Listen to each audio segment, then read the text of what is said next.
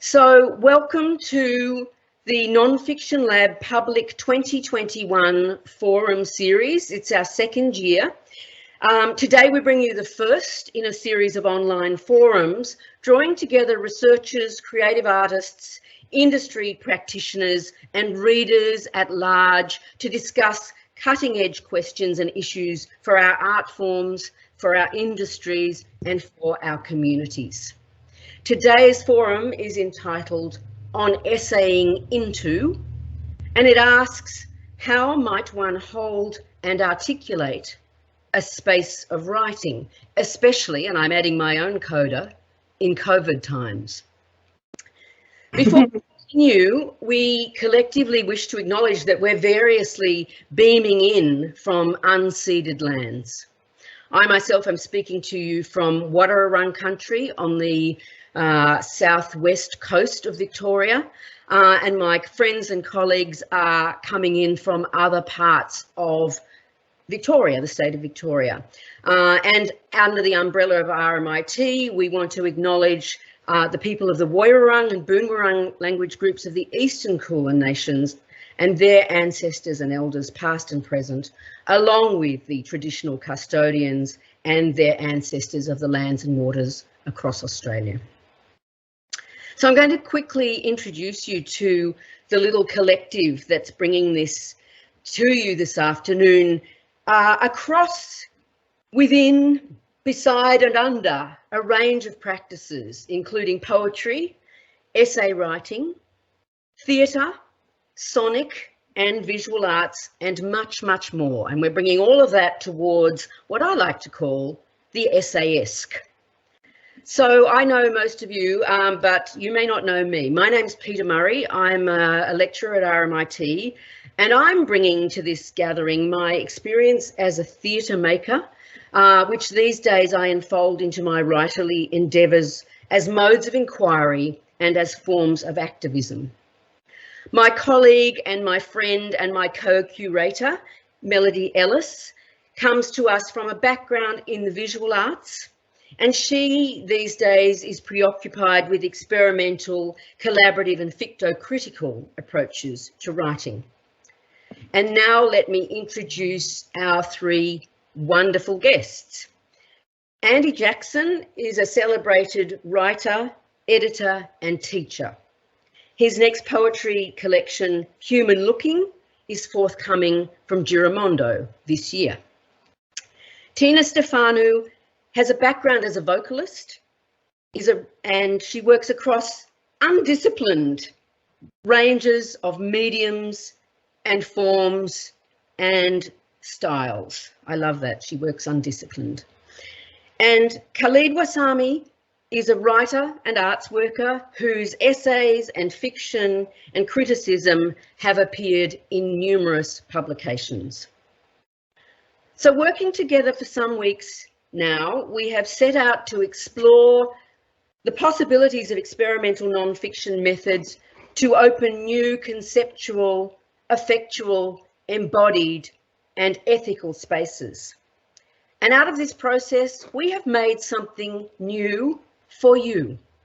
It's a world premiere, and we hope that the entire piece will ultimately be published, but today we offer you an experimental extraction, not a dental kind, a far more painless one than that.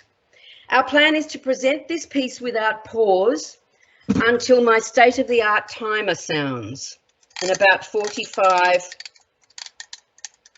minutes from now. Only then will we invite you to put your questions in the chat or to beam them to us by some other means, including the good old national telephonic network. So we'll come back to that in due course, but for now, please enjoy this untitled presentation. It's a putting oneself into a space of deliberate uncertainty. Stepping into the unknown. Practicing in that space. Training. It's about It's thinking, about thinking provisionally. provisionally. speaking small, Speaking Thinking small, not for all. not for Not all. for all. It's about languaging, It's about languaging. Being attentive to words, being attentive to to meaning, words, to meaning, to the The meaning that meaning- can be to smuggled the in meaning however that's smuggled in. unwittingly. Smuggled in, however, Witting. It's It's about, about Taking taking seriously. which might have nothing whatsoever to do with being to do with being Serious. serious. I can't bear it. I can't bear to do another guest spot from the comfort of my terrarium. And so I have travelled all this way to share an hour with you, within which we may inlay ourselves upon the essay unfurled. Yet here I must furl this instead, my part in this for assemblage, this essaying into. To be furled is to be gathered into a compact roll and bound securely, such as one might wind a sail against a spar or a flag against a staff. And so I furl myself here, now, and lie on the floor in my terrarium, curled up in a tight little ball, to wait for an online appointment, to do an online workout with an online guy who will talk me through a range of motions and exercise I could readily talk myself through, if only I had the will and the wherewithal to make the attempt. Lockdown number 6. I feel more defeated than usual. It caught me by surprise, like it did many. Several friends commenting on their surprise at being surprised. It took a while longer for it to hit my 5-year-old, tantruming on at the drop of a hat.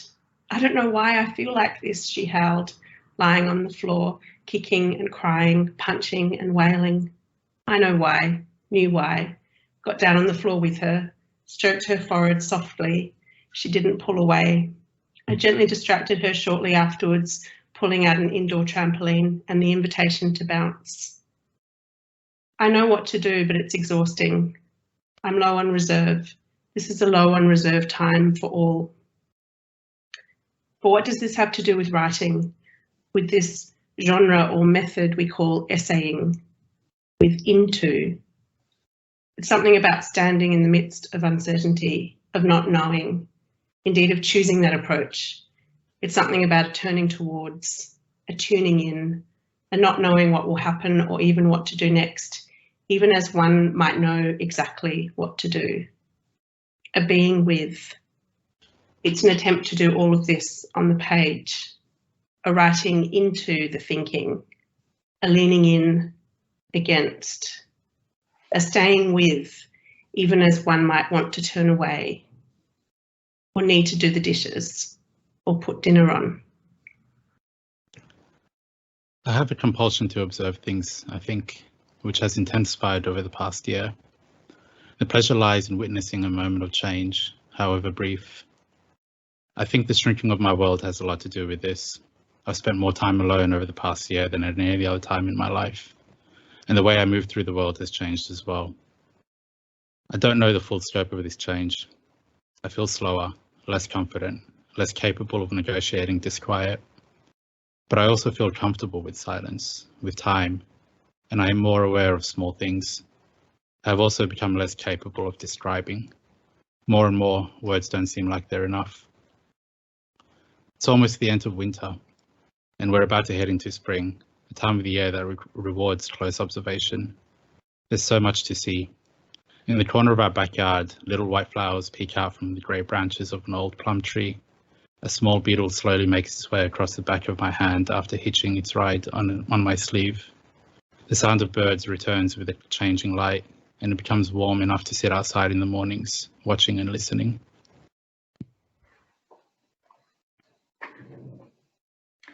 This morning I wake to our cat pleading from outside the bedroom door. I say our cat, though she's really her own person. Anyway, she's vocalizing in a particular register that she only uses when hungry, really hungry, and a bit lonely. I ignore her for a while, then the sun streams in and I stagger into the kitchen, open the large white magic box only the animals with thumbs can open, and drop a spoon of meat into her bowl. I go back to bed, and in a few minutes the weight of the cat is on me, purring. There are other weights, amorphous and cumbersome, but inside my body. I can't stop thinking of that photo.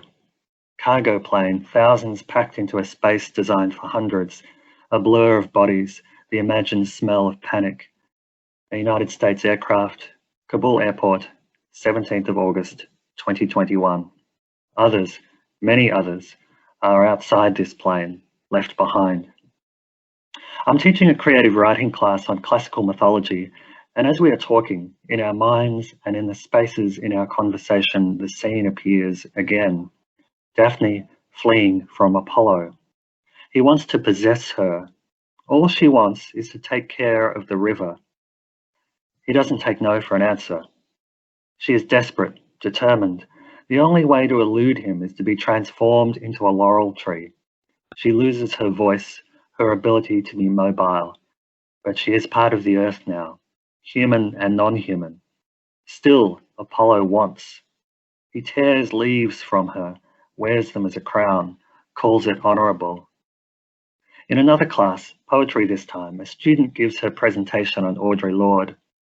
Poetry is not a luxury. It forms the quality of the light within which we predicate our hopes and dreams towards survival and change, first made into language, then into idea, then into more tangible action. Poetry is the way we help give name to the nameless so it can be thought. I want to believe this, want her words to climb onto my body like an entitled cat, calm and resolute. I want to remember the two words that precede this quote, for women.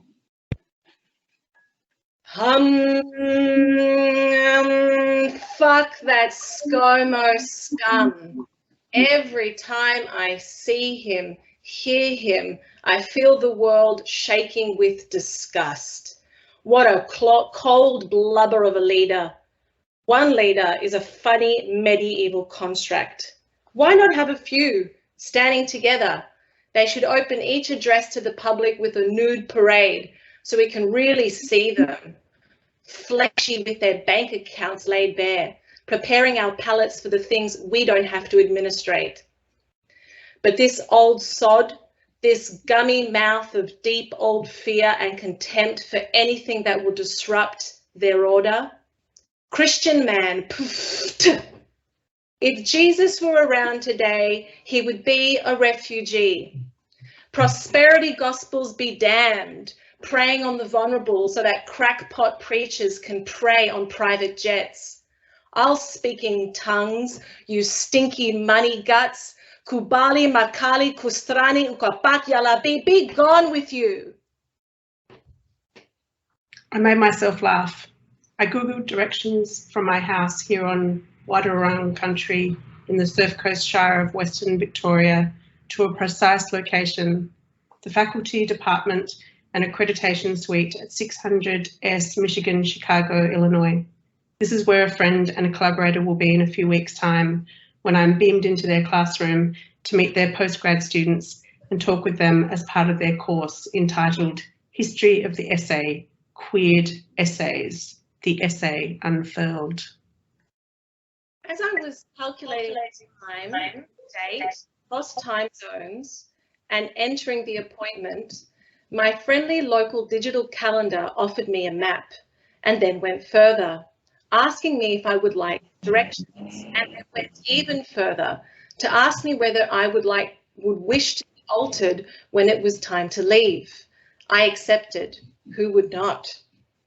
I imagine myself preparing to sally forth, a kind of private joke I find amusing, because as sure as eggs, there are people, probably women in the world, named Sally Forth. But be as it may, I thought instead of what I would need to pack. If I am to get there on foot and by public transport and in my imaginary bespoke travel-letter, starting with the McHarry's coach I will need to take from here to Geelong Station and from there to the city. I was thinking about the sky bus I would take from Southern Cross Station to the airport, and then the plane via LA, most likely, to Chicago, and then onto the BART or the MART or the CART or the L or whatever kind of local transport is on offer at the other end. And I was thinking, what a hoot it will be when I just saunter into the Faculty Development and Accreditation Suite at the appointed hour and say, surprise! I'm thinking I may need to pack a thermos and a snack, many snacks. It is unsafe to enter restaurants, dining rooms, canteens. It is unsafe to remove one's mask to eat even terrible aeroplane food, and to carry my one remaining Nordic walking pole for this transcontinental trek. And I'm thinking, what a shock my friend will get when I walk in, having checked myself through every possible QR code and fully masked, of course, to say, is this place? Is this the place where upon successful completion of this course, I will be able to discuss the essay as a particular prose form, a capacious, ever-changing and deeply relevant genre, and articulate a personal writerly relationship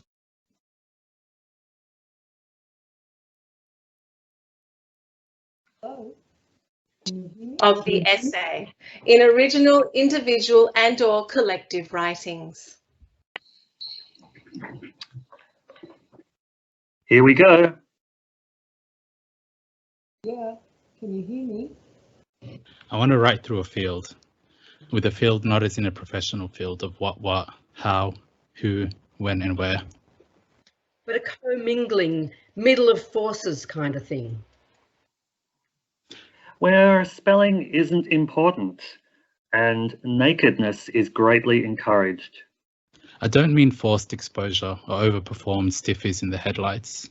I mean all too human growls of honesty. No fixtures, trophies, aristocratic hair, and Gothic pouts, please. I mean, let's leave names out of this.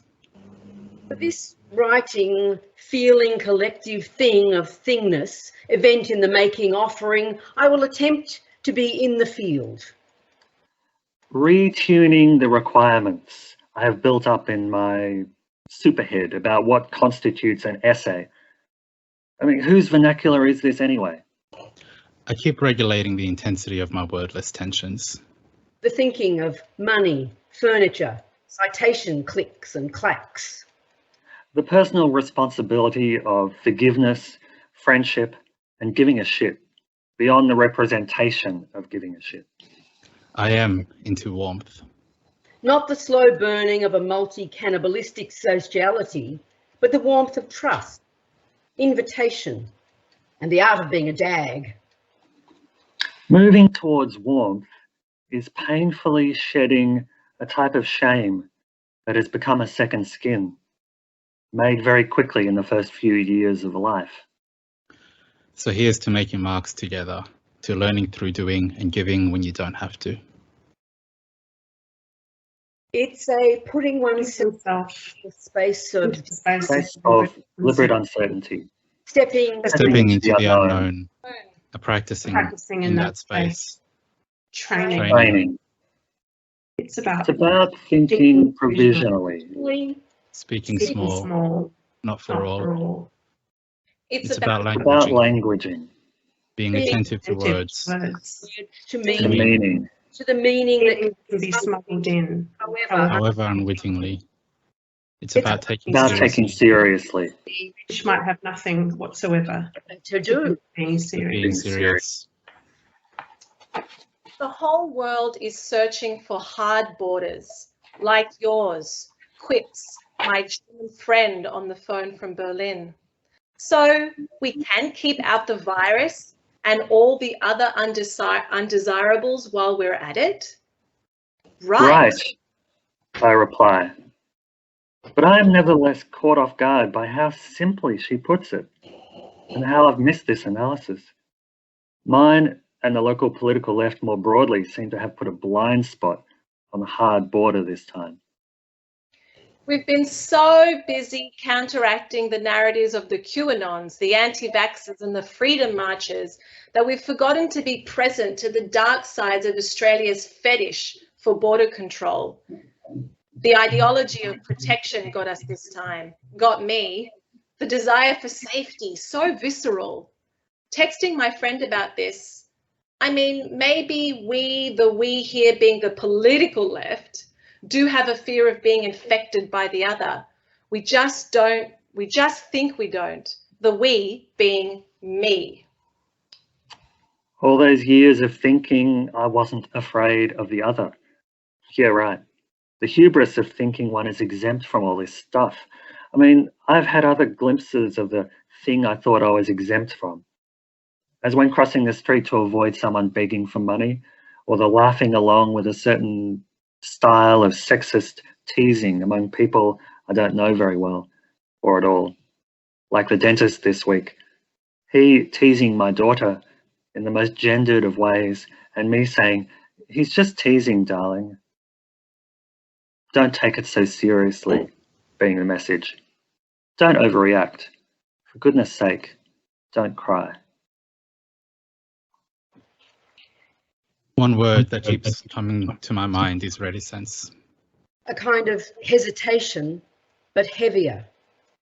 I hover over the blank space. Yes, even this blank space, one we've collectively decided to dive into with preciousness, without preciousness or pretension.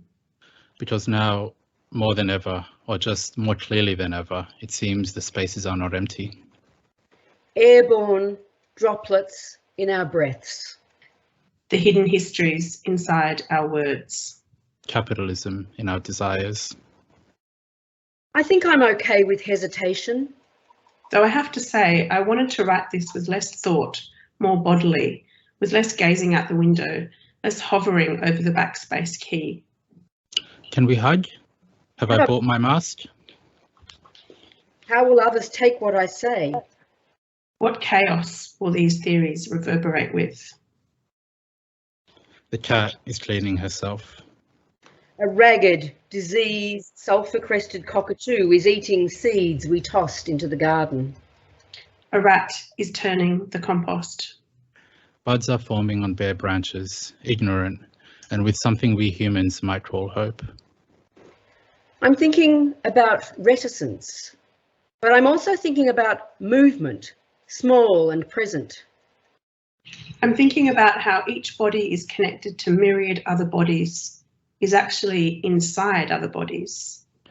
I'm not saying anything extraordinary here, just wanting to repeat the mantra that has yet to sink properly in. It's better as a question, perhaps. How to love in the middle of crisis.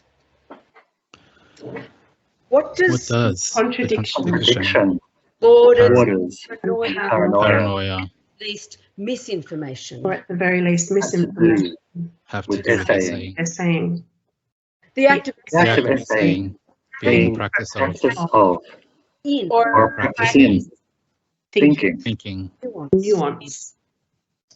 Thinking being the being thing we need now more than ever. as much as ever. an ability to be in the thick of it, without Without closing off, down, shutting down physiologically. My latest fascination is a house on our street that was recently torn down. In its place is now the bones of 3 houses, small 2-story units extending all the way into the former backyard of the property. I walk past it most days, lingering each time with my hands clasped behind my back. Occasionally, I will meet the eyes of one of the young men working on site and we'll exchange nods. Very rarely do I stick around after being acknowledged. It's as if a spell is broken and I'm suddenly aware of myself in a way that I wasn't before. I've come to recognize the carpenters and the bricklayers by their cars. The carpenters drive Hilux utes and the bricklayers drive Ford Rangers. I don't know enough about the culture of tradies to speculate as to the significance of this, except to note that they are both fine cars. One day, on my way home from the IGA at the end of our street, I saw a truck back into a fire hydrant, and within moments, half the street was flooded. When I got home, I filled up a few jugs of water before walking back outside to watch the accident unfold. A few hours later, our water was cut off and our street was swarmed with City West Water's night crew. A couple of the residents from the retirement home next door were gathered around the scene of emergency repair works. One of the residents, Peta, nodded to me as I took an empty spot next to him. We shared a landlord. Our property is owned by the same Rotary Club that ran the aged care home. What do you think? I asked him. It'll take all night. Water's out. What do you expect? He said. I nodded and copied his pose, hands clasped behind my back. This was only the second time I've spoken to Peta. I suspected that his unit was the one that faced the fence at the very end of our backyard, where I kept a small tub of alyssums under a peach tree. I'd been trying to grow alyssums for years over 3 separate houses. The light was bad at my old house, and things tended to wither there. Seedlings would grow pale or leggy, dying before they could ever put out flowers. The City West Water repair crew had their headlamps on, even though the sun had only just begun to set. The tipper that had caused the accident was long gone, and in its place were sewer and road maintenance vehicles. One of the trucks, a paver, barely fit into our narrow street, even with a third of its width jutting onto the footpath. Several men and women were setting up temporary traffic diversion system to manage the traffic on the remaining usable lane. The water had stopped gushing out by this point, but there was still a lot of it around. There was a man wading through the flooded side of the street, wearing thick boots and a raincoat. I went back inside. When my housemate got home and discovered that our water was disconnected, I showed him the jugs of water I'd filled, as well as our fridge's reservoir, which was fully topped up. I told him not to worry, that we had plenty of water. A house is also due to be torn down soon. Peta let me in on our landlord's plan to tear down both our homes and build who knows what in its place. He told me it was only a rumour that was going around the retirement community, but not 3 days later, I came home to find a couple of surveyors walking around the front of the property, so I guess that's it. When I tell my friends that my house will soon be demolished, they're sympathetic to my plight. It's a classic one of many of us have gone through. Rent's too high, and you've got no choice but to move somewhere else, where it will probably be even higher. My housemate and I has taken this as an opportunity to indulge ourselves. We've added a shelf to the pantry, usually a bad mood if you want to see your bond again, but we're in uncharted waters. Many things which were previously not possible suddenly are. Sometimes, when I'm in the mood, I find myself curious about the future. A year from now, 10 years from now, who knows where I'll be. At 7 a.m, just as the coffee boils, my brother calls. The local under-12 soccer is cancelled, so I'm not driving my nephew to Whip Gully, to Epsom, then to Castlemaine today. And then your specialist leaves a message to say he's cancelled your appointment. He's still waiting on the results of a COVID test. The day yawns open. Nearby, the Anganuk, which means his teeth in Jajabrong, the language the mountain understands, sits crowned in morning fog and silences. We're drawn towards the crest, waiting, wanting to be enveloped in vapour, like the desire to forget or to know differently.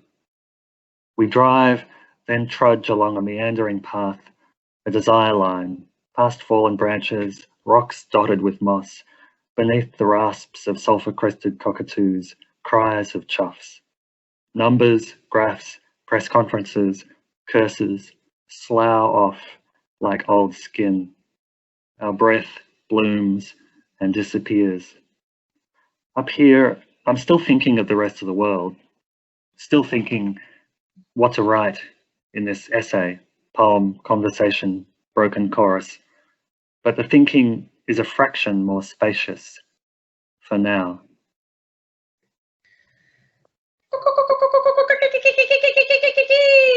Feels like the world is drooping, sinking, choking, crying, stuck.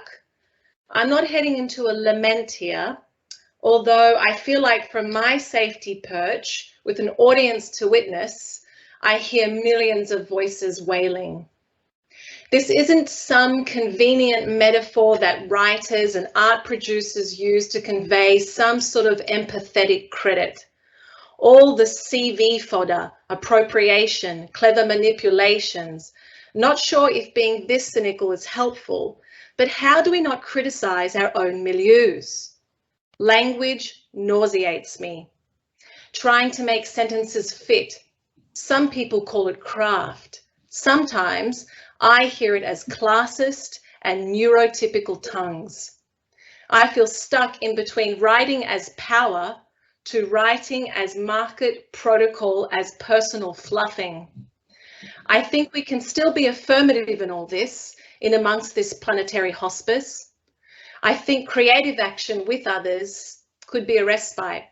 Artist as world rather than self-diagnosed extraordinaire. With a large number of people dying of chronic and severe illnesses in the world, it feels as if this current state of relative wellness is a memory in the making. What are we writing into? Who for? How can writing twirl itself into more than market possibilities of sharing stories between living states and dying states? Where can undoneness be celebrated? Where the creative act is always in action and you are just the participant.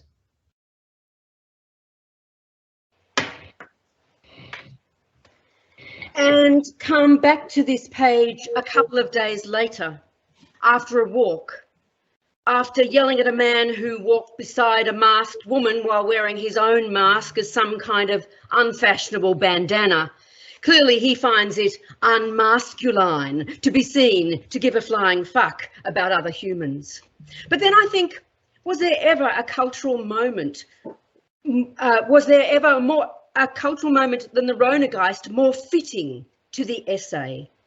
It's trying to rain as I write this. Everything is a mere attempt. This is a tilt at an essay. This is also the bit where you need to know the lineage of the essay, the French word bit, the Montaigne bit. But if you're tuning in for this, I'm guessing you're across that, so I'll spare you. I'll spare you. Essaying into my own wordy weave from the full vantage point of my dotardollerage, after yelling at the lads on the bicycles that they are supposed to dismount as they cross the bridge. I'll spare you, if you'll spare me. Spare me the niceties, the apologies, spare me the introduction or the backstory, spare me any kind of protocols of preparation, and let's just get in here, into the essayesque, inside the essaying as an active practice of simply trying for its own sake. After pointing like some kind of violent mime at the woman on her phone while her dog delivered a giant steaming turd on the shoreline and she failed to see it, to do her civic bit and scoop it up. I know what this is now. We're seeing it everywhere. Uncivil disobedience. After screeching through my mask at the owners of the off-lead dog who gets a fright when my on-lead dog turns and goes it after a seemingly playful invitation. I know the feeling. I'm ready to turn at a moment's notice, to commit wrath-rocide. It seems I am angry. I am having road rage, yet going nowhere. My dad tells me one of the young tradies he works with sent him a video about how the vaccines are going to kill everyone who gets them, especially the booster shots, which will kill you on the spot. He doesn't believe it, my dad says, and later he won't get vaccinated, not because he thinks it will kill him, but because he's afraid it will make him sterile. And there's no arguing with him. I've tried. My reply, so he kind of does believe it then. And what of the contradictions, the genuine need for protections of various kinds, including environmental, not the it's me or you style protection of borders, by the way, or is that a contradiction in terms? I'm not asking to be cute.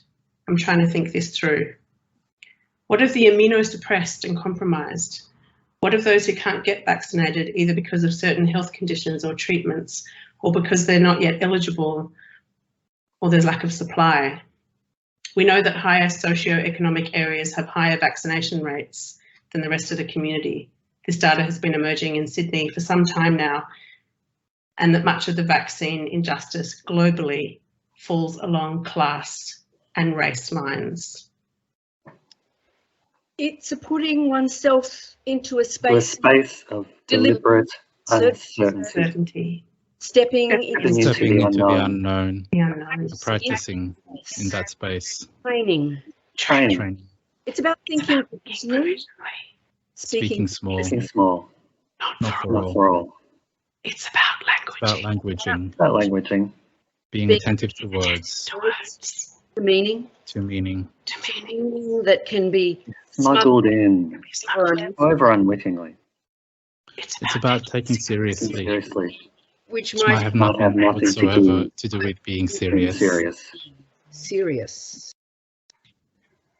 The plastic snake eats itself in the most holy of whole food places. We need to radically, lovingly, sanely, fiercely connect to the complexity of environmentalism and the market as we know it. From green consumerism, affluent localisms, it ain't happening conservatisms, feel-good Gaia capitalism, it just won't do it. Sitting in the middle of a murky soup, it is becoming clearer that the pendulum that is swinging is Swinging and swinging towards a quicker and quicker multitascular crisis. I turned the radio on today and heard a song by Radiohead called Burn the Witch. I was taken by the expensive, sweet-sounding production, and it made me teary. It sounded like some kind of pre-COVID time, a time of more ignorance, a time that is slowly being undone in the untimeliness of the fourth industrial revolution. Dreams of fame, personal validation through high rotational cultural production seems like a 90s nostalgic Michael Jackson perversion. And the good artists and citizens trying to save the world through Instagram posts of progressive data extractions and aspirational sublimity. It's like watching a beached whale. I know this sounds pessimistic. Pessimism doesn't mean defeat, although I would like to leave. I'd like to leave war out of this. A global approach and solidarity towards shifting the market seems like a pretty impossible becoming, although there are always alternate flows taking place. Humans alone cannot stop this warming of our future presence. And what constructs of modernity are willing to be transformed in order for a fair, just, ecologically, equality-minded civilization? Because these Pizza Hut delivery plans for Mars are not really progress. I can see the Vitruvian man in an Uber Eats uniform shouting, "It's not meant to be like this." Well, actually, this is where all the good old enlightenment has taken us.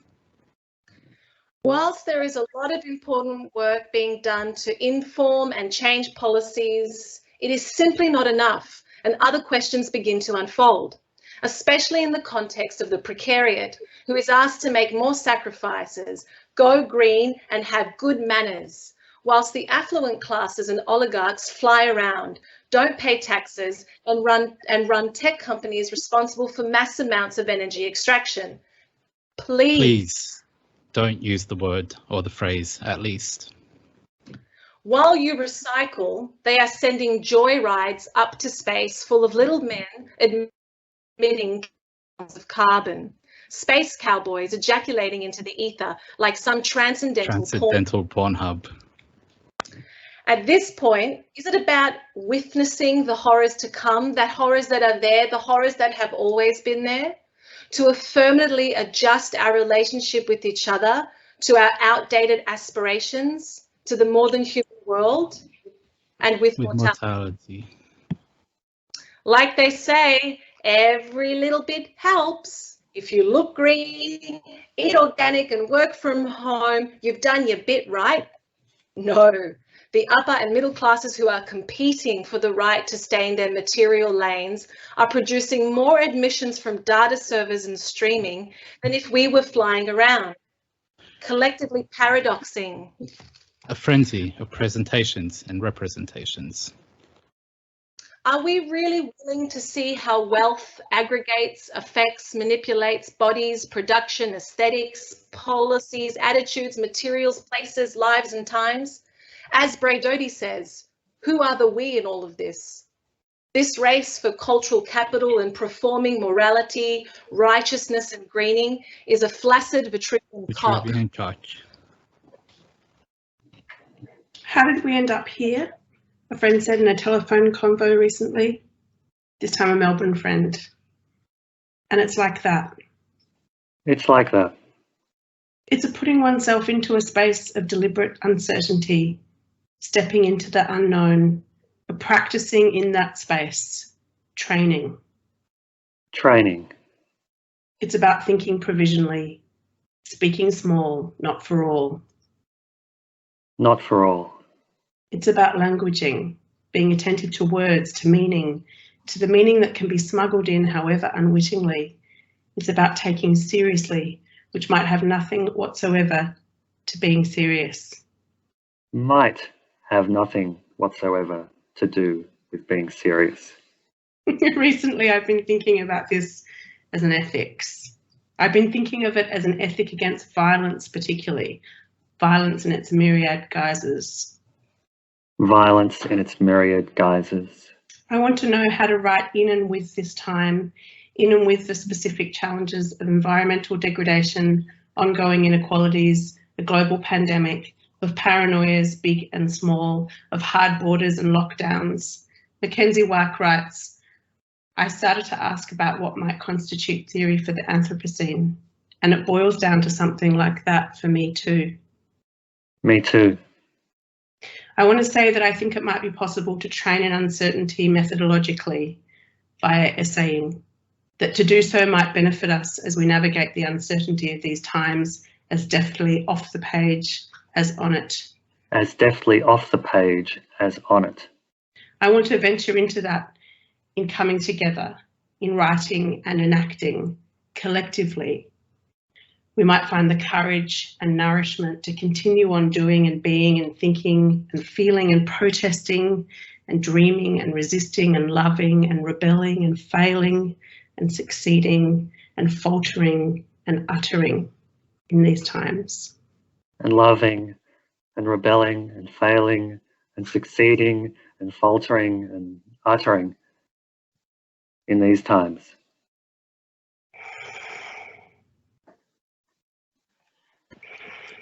And there, even before the state-of-the-art timer has sounded, we complete our delivery of this experiment in the collective essaying into. And we would now like to invite your participation, however you would like to join us, ideally by giving a call to our live call-in number where Tina is waiting to speak with you. You can also put your questions in the chat and I will direct them accordingly to the appropriate party. Anyone who wishes to ask a question, please. I haven't been able to monitor the chat, so there may well have been a question that has passed me by. There's a lot of acclaim coming our way, fellow essayists, so we will thank you for that, accept that. But do we have a question? Tina, anyone on the end of the line? Not yet. Do you want to show the number again? Yeah, just in case. Don't be shy. 0433 998 907 callers. Please give us a bell or put a question in the chat. Anything at all. We have a full. Oh gosh. Hello.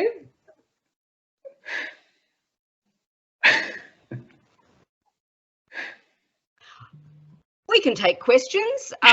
Or we could pose questions of one another. That number again, 0433 998 907. Any questions? How did you find each other? I just saw a question. How did you find each other? How did you work together? And can you please describe the method used to produce this essay? I'd like to throw to Khalid and Andy to start on this, please. Well, we can tackle the second half of the question, I think. We all separately wrote pieces, and then I guess we Khalid and I decided to put them together in an order and try to work out what order would work. We had to do a bit of editing as well, but we didn't think about that too much. It was kind of intuitive. Would that be right? Yeah. We I think we were calling it a score at the end, and I didn't actually know what goes into a score, but I was happy to. I was really stoked about we were calling things unison, solos, duets, trios. I like that. Yeah, this kind of musical motif. So we had this idea of doing duos and solos, and yeah, that worked really well.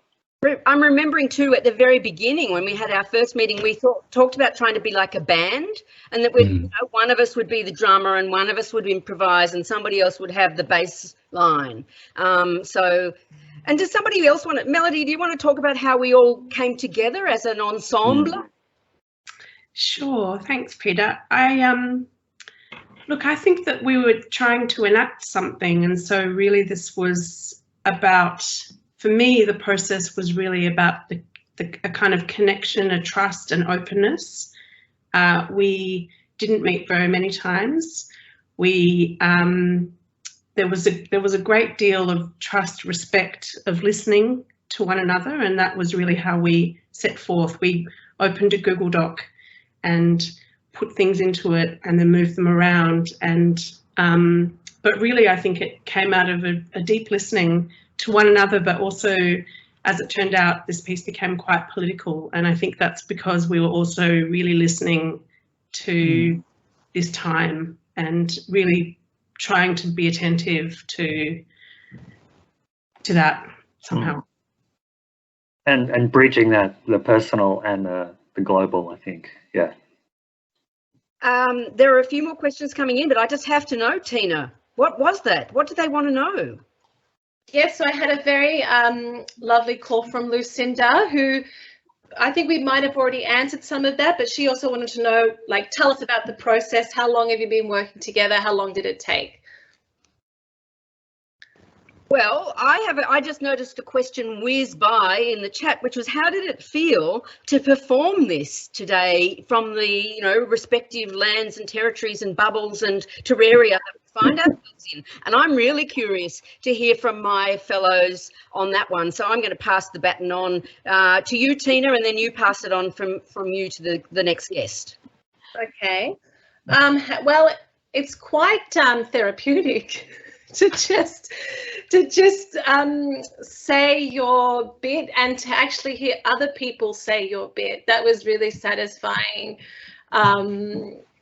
Yeah, so satisfying, relieving. I felt a lot of fire in my cheeks and in my belly because there's a lot of things obviously going on right now which are really confusing, and each day is a roller coaster. So having the opportunity to share words from the belly, from the gut, and feel safe in that feels great, even with the people I don't know yet who are with us bearing witness today. So I felt safe by the audience as well.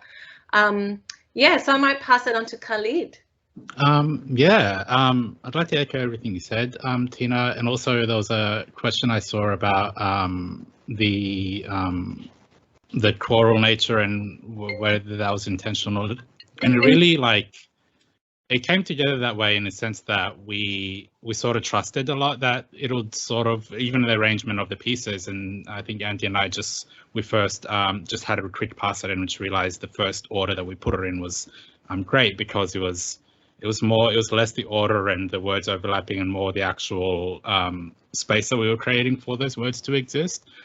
So I even noticed in the performance there was some latency issues, there was timing that was and every time it was interesting. It was never not interesting, just performing in it while also trying to find my place.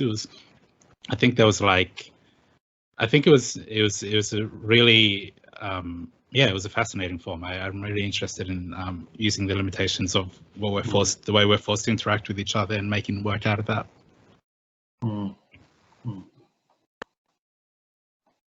Yeah, I'll probably second that too, and I feel like I loved hearing other people read my words, and I also loved reading other people's words, because I think we each have our own independent style, but it meant I could participate in someone else's where they were on the spectrum, in their anger or their despair or their confusion or their whatever. Yeah, it just felt like I wasn't in my isolation anymore. I could, we're this collective, multiple. It was it was beautiful. I enjoyed it. Tina, did the caller have a question? Yes, so Savin's called in. She's really fascinated with how we spoke about the ordinary. So construction, cats, the backyard, and she would really love to integrate that into her own practice of writing. And she just wondered if we could reflect on the way in which we write with, move with our observations of the ordinary. Would you like to start by reflecting on that? Yes, well, I suppose the ordinary for me is my feelings. So I start from there and from impulse. So impulse towards ordinary events, or extraordinary events, depending on where you sit. So my advice is trust your impulse. Swear, don't worry about English as a second language or writing as not being enough. Oh, I'm not a writer, I couldn't possibly. I really encourage swearing and bad spelling and impulsive reactions to the world around you, and just go for it. Melody, we're nearly at time. Oh, sorry, Andy, Khalid.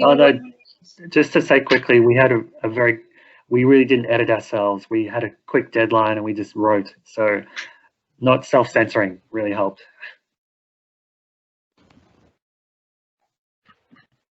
I'm trying to read your faces and your eyes and your eyebrows, so keep them coming, folks. Look, I think it's time to declare that we have arrived at the end of this live and uncensored essaying into the terrarium experience. Thank you so much for joining us today, and I particularly want to thank, on behalf of Melody and myself and the Nonfiction Lab, our wonderful guests, Khalid, Andy and Tina. And do make a note that this is part of a series, and there will be more brought to you by the Nonfiction Lab over the course of the coming months. So keep an eye on the PR and have a day. Have a day. That's all I can say. Thank you so much, everybody, and we will see you at the next activity. Bye-bye. Thank you so much. Thank you. Bye-bye. Bye. I feel like I want to see everyone out. Bye.